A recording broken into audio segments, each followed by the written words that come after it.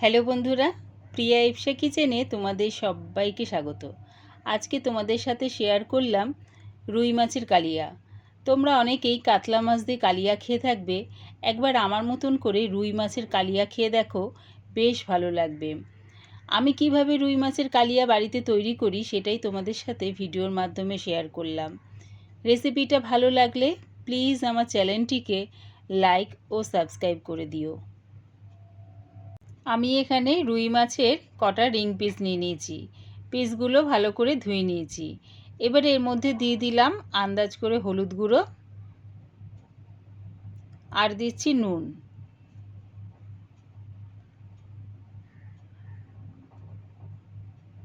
নুন আর হলুদটা দিয়ে ভালো করে মাছের সাথে মাখিয়ে নেব।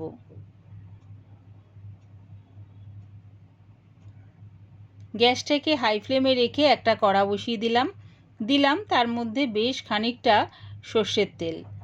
তেলটাকে প্রথমে ভালো করে গরম করে নেব। ভালো করে গরম করে নিলে কি হবে, মাছগুলো কড়ার মধ্যে যখন দেব তাহলে কড়ার গায়ে লেগে যাবে না। তাই গ্যাসটাকে হাই ফ্লেমে রেখে তেলটাকে প্রথমে ভালো করে গরম করে নিও। এবারে মাছগুলো তেলের মধ্যে দিয়ে দিলাম।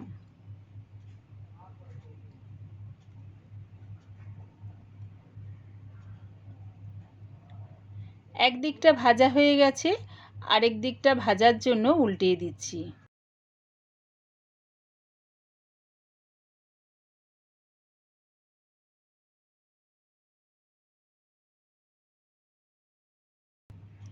উল্টে পাল্টে মাছগুলো ভালো করে ভেজে নিয়েছি।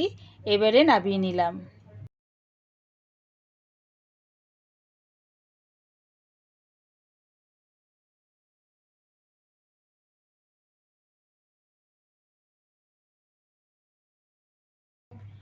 ওই একইভাবে আর মাছগুলো দিয়ে উল্টে পাল্টে লাল লাল করে ভেজে নামিয়ে নেব।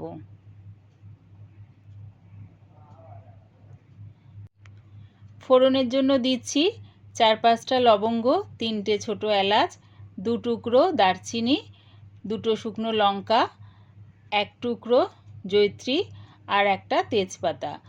তেজপাতাটা আমি 2 টুকরো করে নিয়েছি। মাছ ভাজা তেলের মধ্যেই ফোড়নটা দিয়ে দিলাম।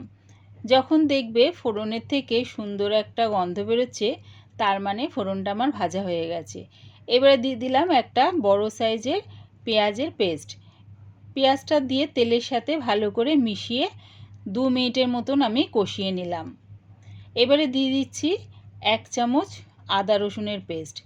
আদা রসুনের পেস্টটা দিয়ে আরও 5 মিনিট কষিয়ে নিয়েছি। দিলাম আন্দাজ করে হলুদ গুঁড়ো, 1/2 চামচ লঙ্কার গুঁড়ো, 1/2 চামচ জিরের গুঁড়ো, 1/2 চামচ ধনের গুঁড়ো আর দিলাম 1 চামচ কাশ্মীরি লঙ্কার গুঁড়ো। এই লঙ্কার গুঁড়ো ঝাল হয় না, কালারের জন্য এটা দিলাম।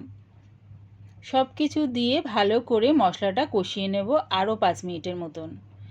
দেখো 5 মিনিট কষিয়ে নিয়েছি। এবারে দিয়ে দিলাম 2টো মাঝারি সাইজের টমেটো পেস্ট আর দিলাম স্বাদ অনুযায়ী নুন। টমেটোটা দিয়ে মশলার সাথে মিশিয়ে আরও 5 মিনিটের মতন আমি কষিয়ে নেব। কষানোর পর দিয়ে দিলাম 2 চামচের মতন টক দই।